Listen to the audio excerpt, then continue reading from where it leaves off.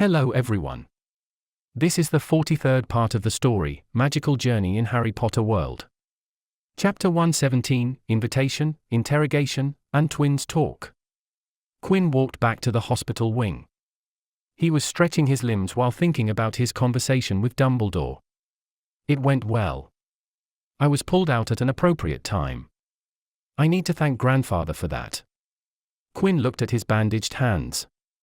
They were almost healed, which was the reason he had been able to do a sleight of hand card swap in front of Dumbledore. I'll write him a letter after Madame Pomfrey gives me her consent. The matron had asked Quinn to return after his talk with the headmaster. Quinn knew that if he didn't return, Poppy would come to his dorms and drag him to the hospital wing. I'll probably have the reply waiting for me at the workshop, thought Quinn as he entered the hospital wing. Madame Pomfrey, I'm back, called out Quinn as he began to remove the bandages so as to make it easier for Poppy to cast the spells and get his hands healed. Quinn's attention was on the bandages wrapped around his hands. As such, he wasn't looking to his front, but then he sensed something in his front.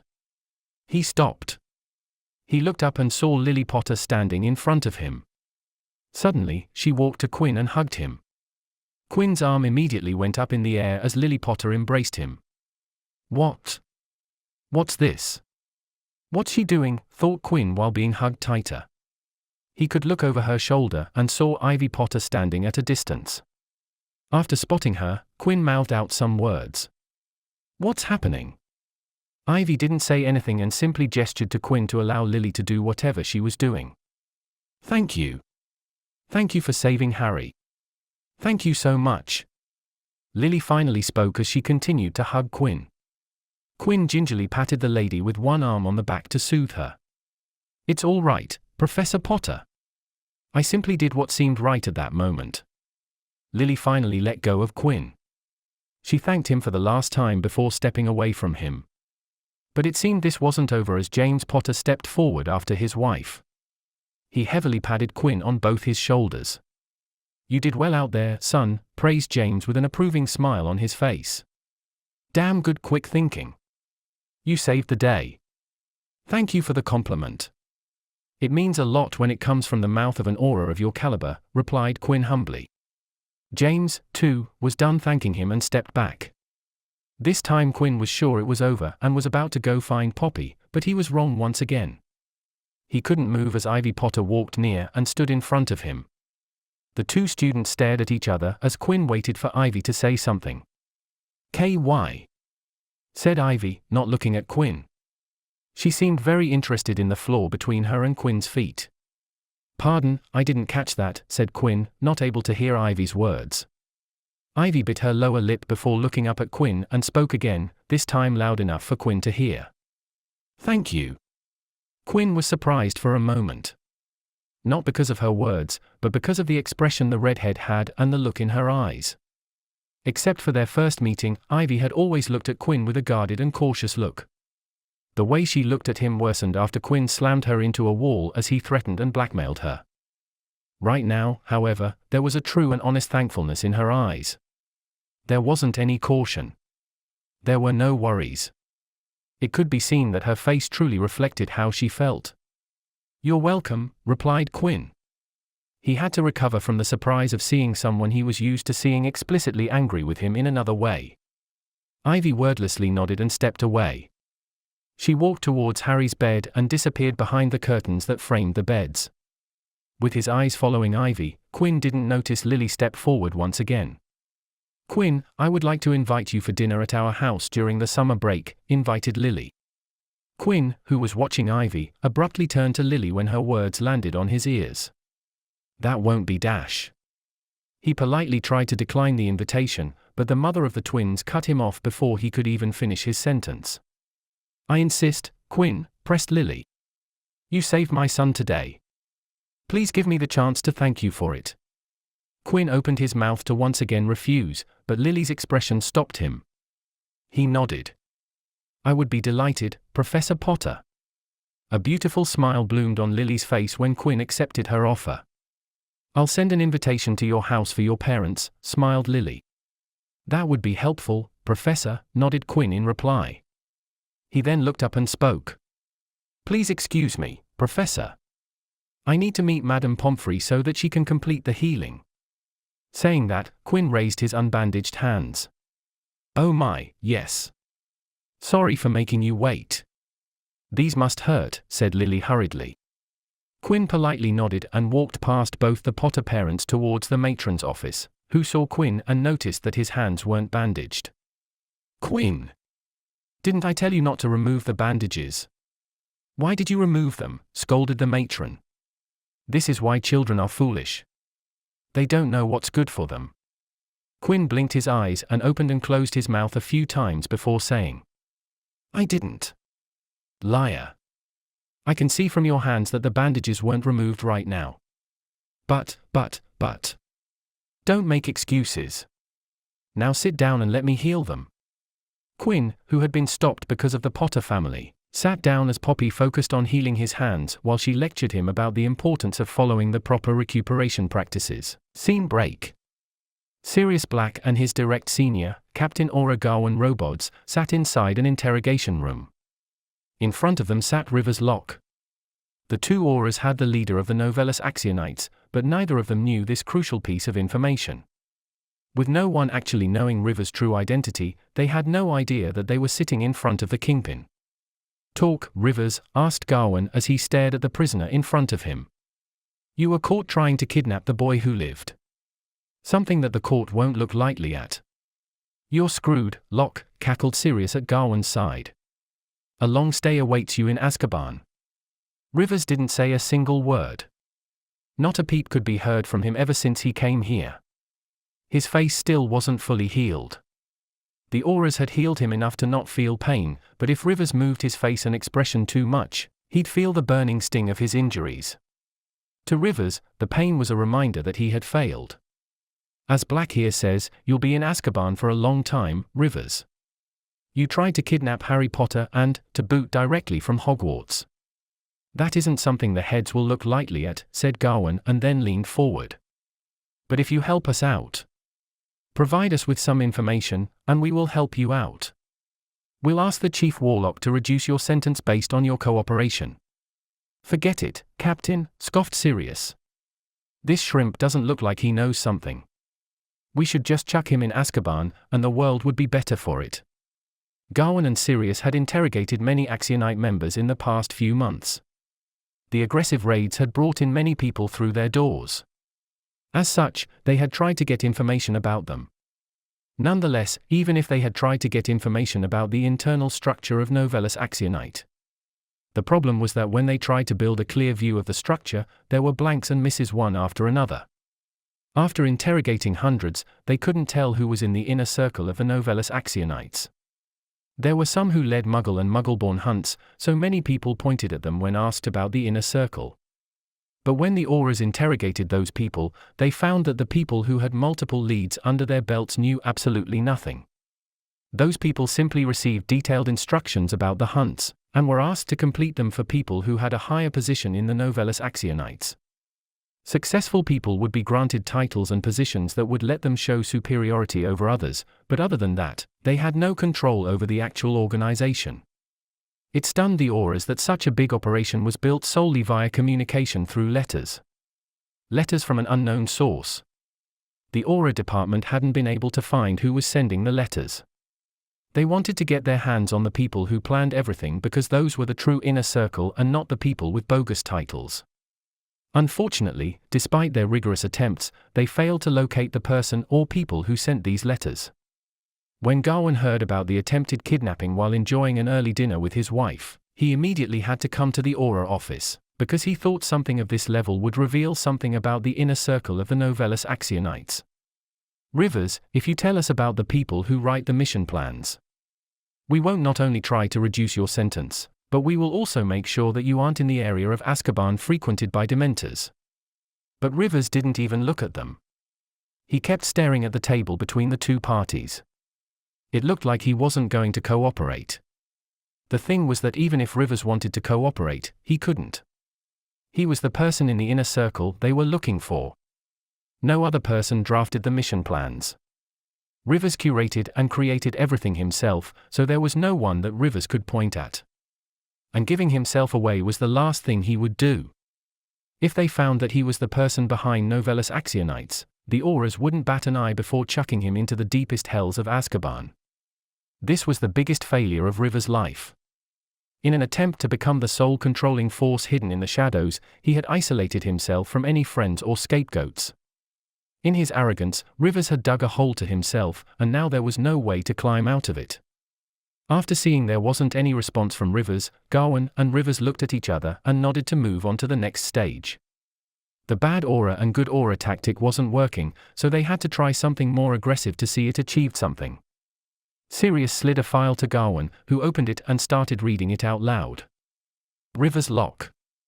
A clerk who works for the Ministry Memo Department spoke Gawain as he read from the file in front of him. You've been working in the same position ever since graduating from Hogwarts. You've rented the same house from the time you started working. No partner. No friends. Nothing to look at, and absolutely nothing to work with. Gawain looked up at Rives and asked, "Tell me, Rivers Lock.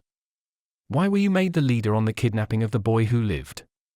Why would someone as mediocre, ordinary, and average as you, who hasn't done anything relevant in his life, be chosen to front something as important as this?" The two Auras finally saw a reaction, as they saw Rivers clench the fist of the hand he had on the table. They had finally been able to elicit a reaction out of Rivers. It was the first reaction he had given ever since being brought to the holding cell. Inside Rivers, the words mediocre, ordinary, and average rung loudly. He had been used to hearing these and was able to control the rage he felt when someone said words like these to him. But right now, after the biggest failure and amid the crisis of his life, some of that rage leaked out. Gawain glanced at Sirius, an aura black pulled on a sneering face. "Ha ha, these Novellus Actionites must be complete idiots," he scoffed derisively. "To think they would handle something so important to someone like you. If it was me, I think any musclehead would have been a better choice than you." Sirius' voice dripped with mocking and belittlement. He drew those words directly from his family members from when he had been sorted into Gryffindor.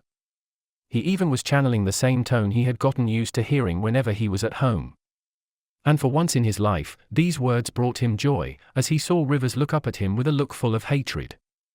It's working, thought the aura inside Sirius. He knew this was his job and he had work to do. "Why are you looking at me like that?" "Huh?" Sirius leaned back into his chair and smirked. "Look at the difference between us. I'm the head of the Black House, while you're just an important son of a small pureblood family. I am an elite aura while you are a fucking useless clerk. I'm sitting here deciding your fate while you are sitting there with a broken face." Sirius laughed loudly and then continued to mock Rives. "Can you believe that this shit got beaten in by a 14-year-old? A 14-year-old? That's hilarious. Getting his face broken by a damn kid." Rivers started to shake as he looked at Sirius. Sirius's words were becoming super effective and were doing critical damage. Rivers knew that his entire plan had failed because a kid had beaten him. The kid that he had thought nothing of had disarmed him. Then kicked him twice and punched him till he lost consciousness. Everything had failed because of one kid. And that thought haunted him from the moment he had regained his consciousness. Rivers considered it the darkest stain of his life. He wanted to tell the two in front of him that he wasn't ordinary. He wanted to reveal that he was anything but ordinary. That he was the one they were looking for. But Rivers Lock knew that if he spoke, he was dead. So he bit his tongue strong enough to draw blood and used the pain to regain logic. Spit. He spat saliva mixed with blood on the table. Rivers put on an ugly smirk and said, "Fuck you." Sirius and Gawain looked at blood-mixed spit on the table, and something told them that Rivers wasn't going to talk. But Rivers wanted to get in one blow in, so he looked at Sirius Black and cackled. "Oi, Black." Sirius looked up from the table at Rivers, and when he did, Sirius saw superiority on Rivers' face as he spoke. "Peter Pettigrew says hello." Sirius and Gawain's eyes widened after they heard Rivers and immediately pressed to get answers, but Rives only laughed at them as the two auras coaxed him unsuccessfully in order to get him to talk. Scene break. Ivy Potter sat beside her brother under the cover of the Potter family's invisibility cloak. Harry was still sleeping and, although the Potter family had wanted to remain in the hospital wing, Poppy chased them out as it was late. James left Hogwarts to the Aura's office as he got a call from his seniors. Lily was kicked out because she had wanted to stay the entire night. Ivy was also kicked out of the hospital wing, but the girl twin returned under the invisibility cloak and sat down beside her twin just in case he woke up in the middle of the night. Her decision had been wise. Harry did wake up in the middle of the night. Ivy watched as Harry shifted in his bed. He then silently sat straight on his bed. He didn't seem to panic, so Ivy simply watched her brother while still under the cloak. Harry stretched his arms and blinked as he looked around with his sleepy eyes. It took him a full 5 seconds to shake the sleep of his eyes and recall where he was and what he was doing before going to sleep. What, stuttered Harry as he looked around cautiously. Ivy pulled off her cloak to reveal herself when she saw Harry panicking. "Hey," called out Ivy to gain her brother's attention. Harry snapped his eyes towards the voice in surprise but calmed down when he saw Ivy. "Ivy, what am I doing in the hospital wing?" "I was in the locker room, then everything went black." "What happened?" "You were almost kidnapped by the Novellus Axionites," replied Ivy as she poured water from a pitcher into a glass. "What?"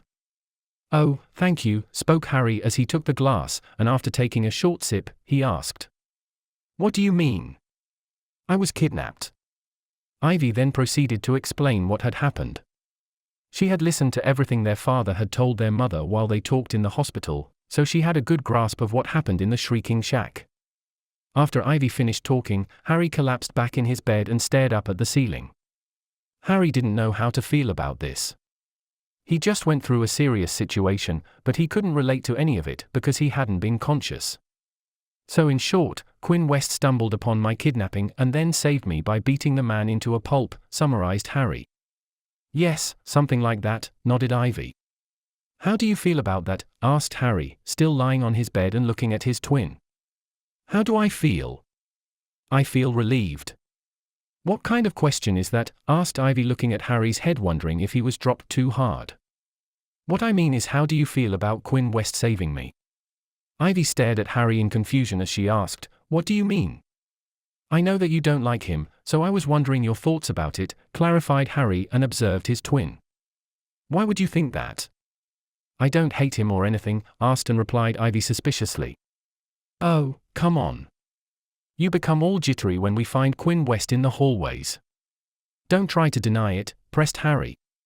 Ivy averted her eyes, but she still could feel Harry's gaze boring into her. She turned back to face Harry and sighed. "I had something against him, but things are complicated now." "I don't know what to think," said Ivy while looking at Harry. "I don't want to talk about it right now." Harry wanted to press her more but decided against it. He really wanted to know what happened, but seeing that Ivy really didn't want to talk about it, he didn't force her to speak. "I know I'm not supposed to tell anyone this, but I visited Quinn West alone once," said Harry, and it caught Ivy's attention at once. "What? When? Why?" "He's the one who gave me the information on Peter Pettigrew. I wanted to get answers, and you know how everyone says that he has all of them. So I visited him, and he indeed answered all my questions in frightening detail," spoke Harry. Ivy instantly became worried and asked the first thing that came to her mind. "Did he allow you to reveal that he was the one who gave you the information?" Quinn had clearly specified to not let anyone know he was the one providing the information. Ivy and Hermione had been repeatedly warned not to leak the information he had provided them. She had been worried if he had given the same condition to Harry. "I was the one who asked to keep things between us. West did say that if someone asked him whether he was the one to give me the information, he would straight out deny it," replied Harry. "But he didn't say that I wasn't allowed to tell someone. He would just reply that I'm lying. He even asked me to copy the new article and magazine issues and then burned the paper with his handwriting on it." Ivy was able to relate to the last sentence. Quinn had burned every sheet of paper with the information he had ever given to her. He even burned the letter he had given to Hermione. He always made sure there weren't any physical traces of their communication. Harry observed his sister, and he deduced from her question that she had experienced something similar, or else she wouldn't have asked that specific question. She must have asked West something, thought Harry, and his curiosity grew. I wonder if Hermione knows something. Maybe I should ask her. No, Elle should wait. Perhaps I could go to West and ask him directly, or not. Yeah, I'll wait. Chapter 118, Year-End, Platform Talk, Servant Meets the Master. Quinn entered the Great Hall with a newspaper tucked under his arms and walked towards the Ravenclaw table to get himself a seat. He found an empty area at the table, so he sat down on the seating bench. He put the newspaper on the table. Let's see what does this say, said Quinn and picked up one of the newspapers from the left stack. He started to look for what he was looking for. As expected, it's on the down low now. They pushed it down to the 6th page. Quinn's eyes read the article that interested him. Right after, he reached the end of the page and turned to the instructed page to read the article's continuation. As Quinn continued to read the newspaper, Ravenclaw students walked by, saw him, and went to sit to another spot on the bench. No one sat near Quinn. The Hogwarts students sat down at Great Hall thrice a day for meals, and because of that, the students from the same house knew about the groups and cliques that existed. As such, everyone knew not to sit adjacent to Quinn if he was sitting in a certain spot. Excellent, there's nothing at all, smiled Quinn as he folded the newspaper and placed it below the plate in front of him. Both Quinn and George knew that this incident would go viral. The newspapers, magazines, and any other form of media would definitely want to publish that story, so George had to silence any mentions of Quinn's name in any published articles. Most articles outright omitted there ever being someone else other than the Aurors and Axionites at the scene and only specified that the Aurors freed Harry Potter from the kidnappers. The few that mentioned there being someone else on the scene termed Quinn as an unidentified Hogwarts student, and even then, Quinn's role was disguised as a bystander. Quinn would check the newspapers daily to see if someone published his name and, in the following weeks, his name didn't come up even once. The people in Hogwarts who knew about the incident were instructed not to talk about the incident. This essentially placed a gag order in regards to the kidnapping incident. Thus, the general public ended up without knowing his identity, which ensured Quinn's anonymity. It was something he appreciated. Quinn was glad Hogwarts students who wanted to know what happened hadn't crowded him. Just when Quinn finished reading through the newspaper, he felt a tap on his shoulder and a soft pat on his head. He looked to the sides to see Eddie's hand on his shoulder and Luna on his other side, who had patted him on his head. Quinn looked at his front and smiled at Marcus, who sat down opposite to him. The newspaper stack was in front of him. "Good morning." "Ready to go home," said Quinn. Today was their last day at Hogwarts, and after eating breakfast, everyone would head to the Hogsmeade station, board the train, and go home. "Of course, I can't wait to get home," said Eddie and questioned back. "What about you? Are you happy to be free from the daily detentions?" Quinn had been serving detentions every day for weeks. Yesterday had been his last detention session. As the faculty had to mask Quinn's participation, another reason for his detention was required. The faculty and Quinn discussed it and decided to make Snape catch Quinn out of the dorm after hours, and because Snape was Snape, he'd dish out severe detention to him. Snape's bad reputation among the students had finally come to use, as after Quinn told everyone that Snape caught him, everyone instantly accepted he had to serve detention without question. Quinn had been a little miffed that his perfect record of not being caught while breaking curfew was tainted. To boot, he hadn't even been caught while breaking curfew. "Come on, my detentions haven't been that bad," smiled Quinn. "I've had a lot of fun hanging out with the professors. Even Filch is fun to hang out with, that man knows a whole lot about the castle." Quinn's detentions rotated among the faculty. Within his detention period, he had spent time with all the faculty members, including Poppy and Filch. "Your standard of fun is weird," said Marcus, shaking his head as he piled up food on his plate. "Weird, yes," nodded Luna fervently in agreement. She had had several talks with Quinn where he had tried to tell her what he thought of as fun and interesting. "Well, my definition is wide and refined." "It's not my fault you don't understand it," humphed Quinn with a smile. Quinn looked around the Great Hall and thought about the recent events that happened. His eyes turned to Draco Malfoy, who was laughing with his friends. He then thought about Buckbeak and about the Hippogriff case, where Lucius Malfoy had tried to push for Buckbeak to be put down. But the case had been thrown out of Wizengamot. Unlike the Canon, Hagrid and Buckbeak had the full support of the Light faction. The Light faction, in fact, had used this case to introduce Sirius Black to the Wizengamot as the holder of the Black seat. Sirius Black, and consequently the House of Black, had officially joined the Light faction. To commemorate that moment, they allowed Sirius to lead the opposition. He smoothly handled the case. It was decided that Buckbeak wouldn't be executed, although the third-year students wouldn't be allowed to interact with the Hippogriff. The only thing that Lucius Malfoy was able to achieve was light-slapping Hagrid and the Hogwarts administration. From the looks of it, Draco doesn't seem to be bothered with it, thought Quinn. Well, it wasn't a big deal. Quinn then looked at the high table. He noticed the entire staff was present. He looked at Remus and thought about the talk he and the lycanthrope had had during one of his detentions. Quinn was seated in Remus Lupin's office as he helped him grade Lupin's students, except the 5th and 7th year for record purposes. "I'm leaving Hogwarts," said Remus, suddenly. Quinn stopped writing grades onto the parchment and looked up at Lupin. "I don't think your identity as a werewolf ever came up in any of the Axionite trials," stated Quinn. "Those 4 Axionites did talk about a werewolf but, well, no one believed them. The Wizengamot had dismissed the talk about a werewolf.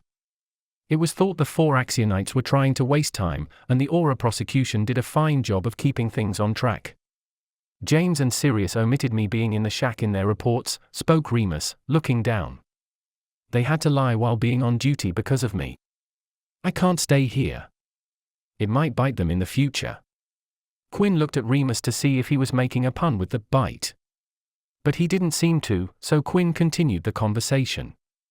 "Well, I also got out of the entire situation without anyone knowing." "I don't really blame those 2 for helping you out," replied Quinn. "But I guess you're right about this backfiring if you stay here. I figured out your identity, and the longer you stay, the greater the chance of someone else finding out." Both Quinn and Remus knew that the longer he stayed, the more familiar the students would get with him. So it wouldn't be long until someone noticed. "That's true. I'm sure that if I stay for another year, Severus will get more agitated and angry. I wouldn't be surprised if he directly told the students," spoke Remus. "I guess you're right," chuckled Quinn. "Given Professor Snape's desire for the defense of dark arts position, his attempts to out you will get more direct." Remus nodded, and his mind wandered to his school days and the relationship he had had with Severus Snape. Snape had been the first student outside of his friends who had known he was a werewolf, and he had kept that secret for more than a decade. Remus knew that if he had come to Hogwarts, Snape would have never tried something like this. Remus Lupin, a Gryffindor, saw himself thinking about his school years, and he realized how much of a coward he had been. The friendship he had with James and Sirius also led him to not stop their bullying of other students. A most notable example being Snape. But Remus had been terrified of losing them, so he didn't do anything to stop them, something that he regretted to this day. "I only agreed to attend Hogwarts as a professor for a year," said Remus. "I'll get back my previous job. It's better this way." "Your previous job? What did you do before this?" asked Quinn. The Canon Remus Lupin lived a disorderly life. He could only manage to work for short periods of time, so he was curious about what this version did for a living. "I'm a woodworker. I make furniture, sculptures, joinery, and cabinet making." "When you have magic on your side, you can create things quite easily," replied Remus with a wide smile. "I sell to both Muggles and wizard kind. I have squib associates who run shops in the Muggle world and sell my creations for me." Remus used magic to create intricate pieces of woodwork. With the help of James and Sirius, he had figured out a way to build woodworks that would be considered of excellent quality in the Muggle world, but were within the confines of wizarding laws of secrecy. Remus liked the job because he felt peaceful, level-headed, and calm while working. He could do it with his condition because it didn't take long to create things with magic, and he could rest for the period after he transformed. "Oh my, now, that's an excellent job. Great idea, turning the non-magical world into a stable asset." "I respect that," nodded Quinn. Remus had revealed what he was about to do next year, which was to return to his previous job. "Well, at least this will keep the canon timeline more or less the same." "At least, I hope so," hoped Quinn. It was to his benefit that the timeline had remained more or less the same. As long as the major events were more or less the same, Quinn would continue to have information beneficial to him. He would know the future. Next year is where it all starts, thought Quinn. The first 3 canon years had been just the opening act. An innocent world. Just magic and the Golden Trio, who got up to all sorts of mischief while they tried to solve the mysteries and its surrounding problems. But then, things changed. As the main characters grew older, the problems got heavier and the world got darker. That world of magical enjoyment became quite different. The Goblet of Fire had been the turning point. It had been the transition from the magical world of fantasy to a more complex world. And this complex social world came into play, and with that came new dynamics in the relationships between the characters. And because of that, jarring shifts happened as a result of those new relationships. Not to mention the Goblet of Fire is the book where Voldemort returns. Not as a spectre, parasite or a mind-controlling soul fragment, but a magical entity with a body that had his soul, this leading to him returning to his previous power. Quinn knew what that meant. He realized what the return of Voldemort signified and how it would affect the future. It will reintroduce a magical powerhouse to the playing field. And not just any powerhouse. A powerhouse with the backing of an entire political faction and the capability of changing political circles and converting others. After Voldemort returned in the canon timeline, the Dark faction acquired the leader. The greedy and distrusting Dark faction members were lacking. They got what they needed to come together under the same banner. Quinn turned his attention to Albus Dumbledore, who was conversing with other professors. If Albus Dumbledore is the Light faction's backing, then Voldemort is the Dark faction's backing, thought Quinn. Even though magical power wasn't needed to gain political power, the wizarding community considered magic as might. Lots of magical species considered themselves to be better than the non-magical kin because they had magic. And when one of their kind mastered the magic to a level considered impossible to others, they gained respect and standing. That was one of the reasons both Albus Dumbledore and Voldemort were at the top of their groups/factions. They had the skills to lead and the magical ability to back it up. Quinn turned his eye to the Slytherin table and focused his vision on Daphne and Astoria Greengrass. I wonder whether Jacob and Sophie Greengrass will manage to keep the Grey faction together, sighed Quinn. I hope their efforts over this year will allow them to maintain firm control over the Grey faction. The Grey faction was a cooperative group and, while the Greengrass family acted as the leaders, they weren't leaders like Albus Dumbledore and Voldemort. The Greengrass couple, in fact, were more managers than leaders, and with the times that were ahead, managing the Grey faction would become harder. Hey, why are you brooding? Get some food, we have to leave soon. Quinn snapped out of his thoughts from Eddie's voice. Yeah, let's eat. He collected himself and left his thoughts for a later time. Scene break. Quinn deboarded the Hogwarts Express at King's Cross Station and stepped on platform 9 3/4. As every year, there were groups of parents and guardians waiting for their children, eager to meet them after months of separation. Now, where's my family? Murmured Quinn to himself while looking around. While looking around, Quinn noticed a familiar figure. Oh my, someone's flirting with her, smiled Quinn as he watched a man try to hit on his sister, Leah West. A man was trying to talk to her, but Leah stood there without bothering to show the man any attention. She even looked bored. Now, what should I do? Well, let's help her out, sighed Quinn, and as he walked towards her, he called out. Leah! I'm back. Leah West, who was tuning out whatever the man beside her was spewing, turned back when she heard her name and saw her precious baby brother walking towards her. Quinn, smiled Leah. She went towards her brother without even bothering to give the man a single glance. Quinn and Leah hugged for a moment. Then Quinn walked up to the man that had been talking to Leah and was now leering at her. Hey, smiled Quinn and beckoned the man to lean down a little. Do you want to know a secret? Quinn gave a discreet glance over his shoulder towards Leah. The man nodded and leaned down to Quinn's height level. Quinn calmly raised his head. Then, a barely visible mist of pink escaped his fingers and went into the man's forehead. The man's eyes glazed over and he became unaware of the current situation. Walk away. Walk, and keep walking, whispered Quinn into the ear of the man before leaning away and walking to Leah.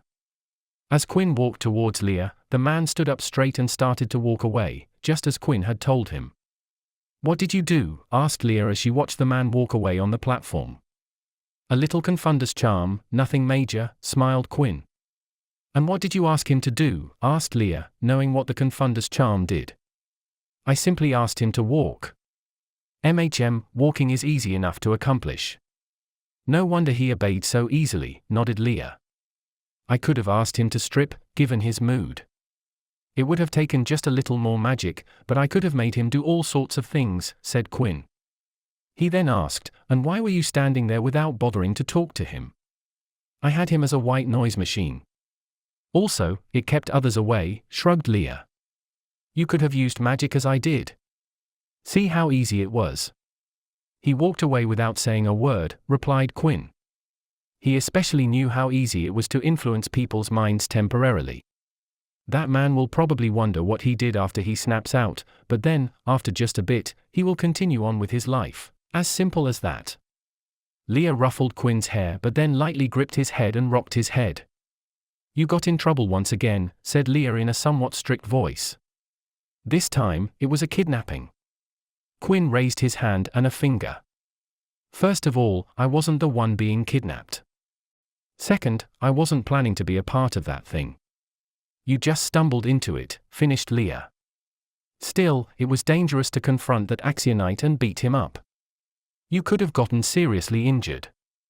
Quinn wanted to tell her that he was in no danger but didn't say anything, as then, the conversation would ensue and Leah would get angry with him. He gave her a look of silent apology, and that seemed to do the trick, as she released his head, and she smiled. "All right, let's get going. The others are waiting. Let's go. I hope you have gotten better at apparating. Side apparating with you isn't comfortable, and that is assuming that apparating is comfortable," grinned Quinn. "Shush, I don't apparate that often and even less bring someone with me." The West siblings turned to walk to the apparition point. Nonetheless, they stopped, as they heard two voices say in unison, "Quinn." Leah and Quinn stopped, and Quinn turned to look back to see who was calling him. On his left side, Quinn saw the Potter family. Harry Potter, Lily Potter, and James Potter along with Ivy Potter. On his right side, Quinn turned to see the Greengrass family. Jacob Greengrass and Sophie Greengrass were there with their two daughters, Astoria Greengrass and Daphne Greengrass. There were the others who had called out Quinn. Leah suddenly looked very interested and excited as she saw two girls call out for Quinn. "Yes?" asked Quinn. He moved his head side to side to look at both parties. The two parties looked at each other. The fathers were the first to speak to each other. "Potter," said Jacob Greengrass with a relaxed smile. "Greengrass," returned James Potter with a barely discernible nod. Then it was time for the mothers to greet each other. Those two were much friendlier to each other than their husbands. "Lily, it's been a while since we've seen each other," smiled Sophie as she stepped forward towards Lily Potter. "You've been so busy with your new job that you seem to have forgotten me. Is this what our friendship has come to?" Lily also stepped forward and hugged Sophie in greeting. "Of course not. Don't tease me like that. You haven't written to me either in such a long time," replied Lily. "It's summer, I'm free for a while. How about we get together to catch up? Just like the old times." Quinn scooted near Leah and asked, "They've called for me, but then they ignore me. Isn't this a bit rude?" asked Quinn. But Leah wasn't listening to her brother. She was too busy looking at the two girls who had called for Quinn. She had seen and met Daphne Greengrass before, though Daphne hadn't talked much during that meeting. Her impression of the girl was that she was the quiet type who didn't speak to people she just met. Then there was this other girl. And Leah also recognized this girl as the sister to the boy who lived. She had never met Ivy Potter, but she could remember her from the pictures in the newspapers. And now, she was watching the two girls staring at each other. If she read them correctly, they were slightly glaring at each other. What's this? This is exciting. So exciting, thought Leah as she looked at the girls with interest. Astoria waved at Quinn and smiled. Quinn waved back. Harry Potter nodded and Quinn returned the nod. After Jacob and James finished staring at each other and the mothers finished making plans, the two families finally turned to Quinn and Leah. "Quinn, it's been 2 years since we met. At the ministry ball, remember? Asked Jacob Greengrass, taking the initiative. Indeed, Mr. Greengrass. I remember, nodded Quinn. We were briefly introduced at the ball. Quinn then turned to Sophie Greengrass. And from the bottom of his heart came the most charming smile he had ever graced his face. Mrs. Greengrass. It's a pleasure to see you again after so much time. I can't believe we haven't had the opportunity to meet a second time till now. He was about to greet her physically but stopped when he felt a glare from a certain someone and stood in his spot before turning the other side. Aura and Professor Potter, I hope you are doing well. He didn't say anything more because he didn't want to spread any knowledge about what happened at the Shrieking Shack. Though he understood that the Potter family already knew about it. There was an excellent, close to 100% chance that Jacob Greengrass was aware of the actual events and, thus, the rest of his family. He gestured to Leah and briefly introduced, I believe you are already acquainted with her. He fixed his eyes on the Greengrass family. He then turned his head to the Potter family. This is my sister, Leah West. Leah nodded gracefully to everybody with a smart and beautiful smile. May I inquire what both of you want to talk about? Asked Quinn, cutting straight to the subject. Lily Potter was the first one to speak and brought up what the Potter family wanted with him. Quinn, about the dinner. When are you free for it? We can set it up whenever you want. From the corner of his eyes, Quinn saw that neither Jacob nor Sophie looked surprised or curious. Though Daphne and Astoria did have those looks that their parents lacked. So the sisters don't know, but the parents do. He does have a high enough position to know about it, I guess, thought Quinn and shrugged. It would be prudent for you to write a formal invitation addressed to my grandfather, George West. I'll be the one to reply and decide the date, but it's more convenient if you address the invitation to him, replied Quinn. I advise you to keep the invitation precise and polite. My grandfather will surely appreciate it. If he approves your invitation, I'll be at your house for dinner without any hitches. I understand. We will act as advised, replied Lily. We're looking forward to hosting you and your family. And I'm looking forward to the evening. I'm sure it will be a lot of fun, Professor, nodded Quinn. He then turned to the Greengrass side, and even though he knew what they wanted, he waited, as waiting was what the social protocol demanded. I wanted to talk about the deal and discuss the details, replied Jacob. As Daphne had said, Jacob and Sophie Greengrass would agree to whatever was needed as long as Astoria got healthy again. I believe you also need to write to my grandfather. This time, it should be a letter to set up a meeting with him to discuss the details. You'll probably have to come to visit us, I'm afraid, stated Quinn. Leah looked confused, as she didn't know what Jacob was talking about. Also, please make sure that the letter doesn't arrive today, tomorrow, or the following day. I haven't talked to him about it yet, so it would be beneficial to everyone if I have the necessary time to catch up with him. Jacob nodded. He wanted his daughter to become healthy. Following Quinn's instructions would be the best way to achieve that. Excellent, now that both of you know what to do, I'm afraid it's time for me to leave. I'm looking forward to your letters and our eventual meetings. He turned and walked away without turning his head back. Staying there any longer would attract attention to him and draw questions. Besides, there wasn't anything else to talk about. Any further fruitful talk would happen after they wrote to his grandfather. Leah looked at both families and, after a nod, she too walked away. She followed Quinn. The two families looked at each other, and its members wondered how and why they were connected to Quinn West. Scene break.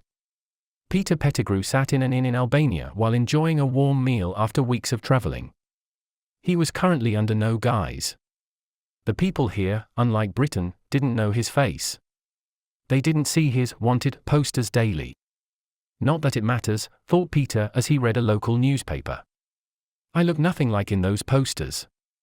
The image for the posters had been taken before he had been brought to Azkaban. The physical appearance of his past self was totally different from the one he had now. The difference was substantial. But it turned out that Peter was wrong about people not recognizing him in Albania. He hadn't taken into account one type of person. Peter? Peter Pettigrew? Is that you? Peter froze. One of his hands sneaked into his robes and grasped a compatible wand he had stolen. He looked up and saw a plump woman standing in front of him. It took him a few moments to recognize her, but he did recognize her. Bertha Jorkins. What's she doing here, he thought, and then it struck him. Work? No, she's here for tourism. After years in Azkaban, Peter had gotten infinitely better at controlling his emotions and his actions. He was naturally able to control his emotions without the use of magic such as occlumency. Sorry, lady, but you've got the wrong chapter. I don't know this Peter guy you're talking about. He kept a confused and slightly annoyed face as he said that. No, I know you. You're Peter Pettigrew, insisted Bertha Jorkins. Bertha Jorkins was a British witch. A Ministry of Magic employee who worked in the Department of Magical Games and Sports. Bertha Jorkins had been a few years ahead of James Potter, Sirius Black, Remus Lupin, and Peter Pettigrew when they studied at Hogwarts. She had been a gossipy girl and not very bright, which Peter noted to not be a good combination. During her school years, she would regularly complain about the mistreatment other students apparently had. She would even spread rumors. That had pushed Dumbledore to act on one occasion following one incident. Nope, not me. How about you sit down and tell me why you think I'm this Peter Pettigrew bloke, said Peter. He wanted to make sure whether his guess about Bertha's personality had been correct. He had his wand ready just in case. It turned out he had been right, as Bertha sat down at Peter's table and started to tell him why she thought he was Peter Pettigrew. Gossipy and not bright. Not a good combination, I'm afraid, thought Peter as he continued to listen to her while nodding and humming in response. After a while, Peter had his fill of food and drinks and was ready to leave. He turned to Bertha. Let's go take a walk. I want to talk more, but I need to stretch my legs. He got up and went to the barkeep to pay for his food. He then walked out of the inn with Bertha following him out. Are you sure you aren't Peter Pettigrew? You look like him if he was thin, asked Bertha. I guess I'm Peter Pettigrew, after all, replied Peter when they were alone. So you say, but I think ... Then Bertha stopped when she heard what Peter said. You said it. You said that you're Peter, no takebacks. Peter smiled, calmly raised his wand, and pointed it at her. Imperio. Bertha's eyes glazed over, and she stopped talking and became silent. Follow me. Peter and the Imperio-ed Bertha Jorkins headed to the Albanian forest for a few hours without stopping. Peter Pettigrew was also Wormtail, a rat animagus. And with that transformation came the ability to talk to rats while in his animagus state. He had been at a loss as he didn't know how to find the Dark Lord, but then he heard some chatter among the rats. For years, there had been a dark shadow that lived in the Albanian forest. Someone who took over other animals, killed them, and then moved on. The Albanian forest had become a feared place for these creatures, and no one went there as their instinct screamed at them to run away. Peter had nothing to go on with, and as such he investigated the only lead he had. Where's he? Let him be here, thought Peter and looked at the sky to see the sun setting. I should leave before it gets dark. He looked to his side and thought. I should get rid of her. He had only brought Bertha along with him because the rats said that the shadow used bodies of animals. Peter had thought that a human body would be more suitable if the Dark Shadow was the Dark Lord. As he raised his wand to kill Bertha Jorkins, but then, Peter heard a loud and deep hissing sound. He looked around and saw nothing, yet the hissing sound continued to come from all around him. Then all of a sudden, it stopped, and the area went eerie silent. What followed put a smile on Peter's face.